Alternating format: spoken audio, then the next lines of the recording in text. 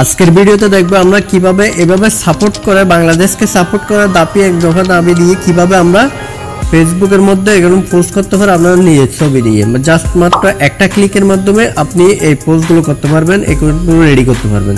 তো যদি দেখতে চান তাহলে আজকের ভিডিওটি সম্পূর্ণ দেখার অনুরোধ রইল। আর ভিডিও ভালো লাগলে অবশ্যই চ্যানেলটি সাবস্ক্রাইব করবেন, আর যদি বুঝতে সমস্যা কিন্তু কমেন্ট বক্সে জানাবেন। তো প্রথমে আমরা চলে যাব ক্রোম ব্রাউজারে।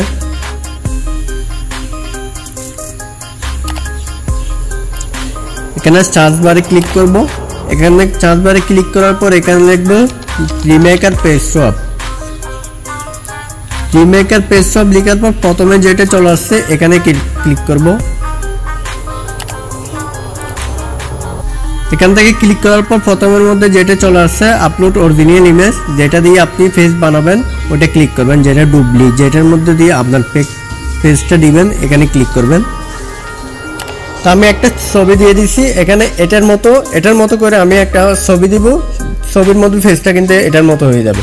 তো এখানে নিচে চলে আসবে, এখানে আপলোড টার্গেট ফেস, মানে আপনি যে পিকটা দিয়ে ছবিটা বানাবেন। তো এখানে ক্লিক করবেন। তো আমাদের ছবি দেওয়া কিন্তু কমপ্লিট। এখান থেকে এটা এই পরিমাণ হয়ে যাবে, এখান থেকে এরকম হয়ে যাবে। তো আমরা এখানে সোয়াইপে ক্লিক করব। জাস্ট কিছু সময় ওয়েট করার পর দেখতে পারবো আমাদের কিন্তু ছবির সাথে ম্যাচ হয়ে গেছে।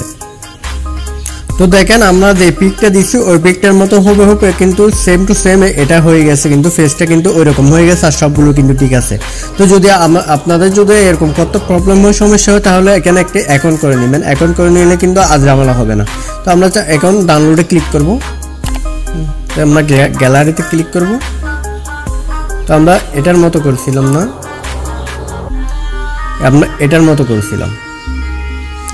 তো এখন যেটা করছি এটা দেখেন কিন্তু এই ছবিটা থেকে করছি, দেখেন সেম টু সেম হয়ে গেছে একদম।